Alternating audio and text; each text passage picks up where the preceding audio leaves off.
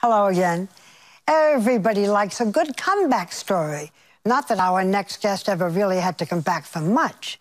For 2 decades, he's been rich and famous, a movie star, and so very good-looking. That's what makes him so fascinating. All that wasn't enough for Ben Affleck. This is the year Ben Affleck took Hollywood by storm. He produced, directed, and starred in Argo. It's gonna take a miracle to get them out. The movie, the 3rd film he's directed, tells the story of the real-life CIA operation to rescue 6 diplomats during the Iranian hostage crisis through an elaborate scheme. I got an idea. They're a Canadian film crew for a science fiction movie. I fly into Tehran. We all fly out together as a film crew. If I'm doing a fake movie, it's going to be a fake hit. Affleck won kudos for his accomplished direction, combining suspense with cynical humor. Here's your director. You teach somebody to be a director in a day? You teach a rhesus monkey to be a director in a day. One of the biggest hits of the year, it has everyone talking Oscar. Let's just say that lightning strikes and you're up for an Academy Award for Best Director or for Best Actor. You should be let's so say, lucky or something. Either you can fly or you can see through walls. I'll kind of cross that bridge when I get to it, In Hollywood, Ben has never been taken quite seriously. His career, a carousel of changing roles.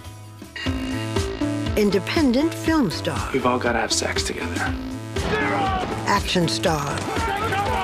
Leading man.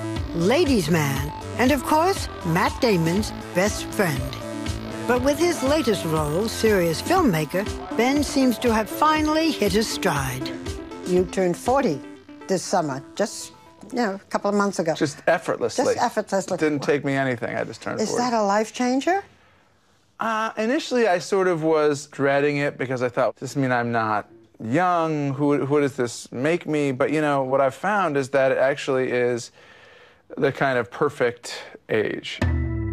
He grew up outside Boston. His father was an actor who worked as a janitor and mechanic to help support the family. His mother was a Harvard-educated teacher.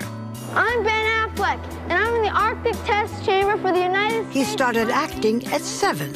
By 11, he was starring in a PBS series. Hi, I'm still Ben Affleck. I don't know, he's been on my case for days. Everything I do is wrong. TV movies and commercials followed. Hello? Hi, is this Burger King? Yeah, this is Burger King. When you were 12 years old, your parents divorced. Tough time? To be honest with you, the marriage was so bad and that I remember feeling relief. Your dad was an alcoholic. Yes, he was an alcoholic. Did you know that as a child? Was that part of the Yeah, I did know that. He drank a lot. My father was what do they call him? A real alcoholic. He, he drank all day, drank every day. And to his credit, he got sober ultimately, and he's been sober for several decades, which I think is pretty impressive. So was it a good childhood, a difficult childhood, or what? I think it was all those things.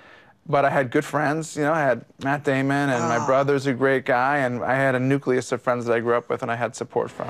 You go to school here? Yeah. In their early 20s, Ben and Matt began writing the film Good Will Hunting as a star vehicle for themselves. Matt played the lead. Ben was his rough-around-the-edges best friend. Look, you're my best friend, so don't take this the wrong way, but in 20 years, if you're still living here, coming over my house to watch the Patriots game, still working construction, I'll kill you. Your big break, Good Will Hunting.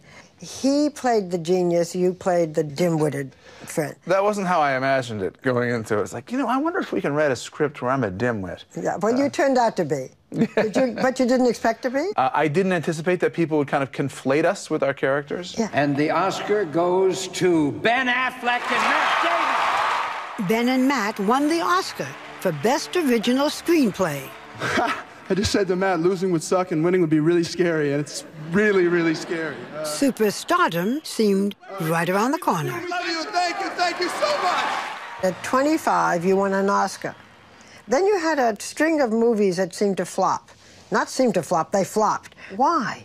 You know, it's like you work as hard as you possibly can, you know something's wrong, and it just doesn't work. And I try not to wallow in regrets. And there's a couple of movies that I don't like and that still burn me, and I take more pain out of the ones that still chafe me than the ones that were successful.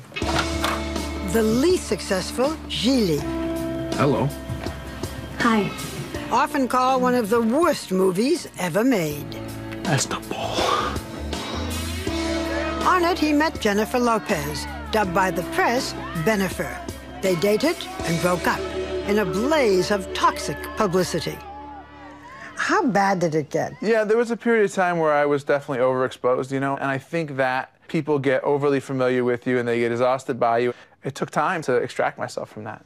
You said at one point to Matt Damon, I can sell magazines, but I can't sell films. Yeah, I seem to be at least part of what was selling magazines, and, you know, they don't even have the decency to give you your cut. I didn't kill your father. Liar. On the set of Daredevil, a new Jennifer entered his life. In 2004, you started dating Jennifer Garner. Absolutely. Well, 9 months later, she became pregnant, and then you got married. So see how I do it? Yeah. Right away. Yeah. But it was about 11 months, but okay. Okay.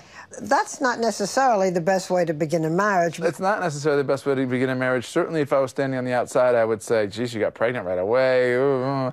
But, you know, we were really in love, and, you know, when that happened, we embraced it. And now 7 years. Good?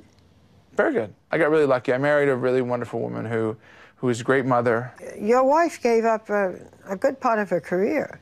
Indeed. Does she ever resent it or resent you? She has given up a lot of opportunities in her career for our kids. Yeah. I don't flatter myself to think that it's for me, but it's because of me, in effect. It's because you got her pregnant and she has kids. Well, yes, Barbara, there is that. But it's because I went and worked so much, and I started directing, and that was taking 2 years, and she just didn't feel like, oh, well, now I can go 10 weeks and go do a movie. So she really spent her time with our children, and you can see the benefits it pays. If you could give advice to your 25-year-old self, what would you say? You know, I'd be inclined to say, you know, so watch out for this guy, and don't spend money on this, and buy real estate right up until 2007 and then dump it all, that kind of thing. Oh, that's good advice. But the truth is about youth and experience and success and failure is that you just have to go live it and experience it. And if you don't, it doesn't make you a mature adult. I think that you're defined by how you rise more than how you fall.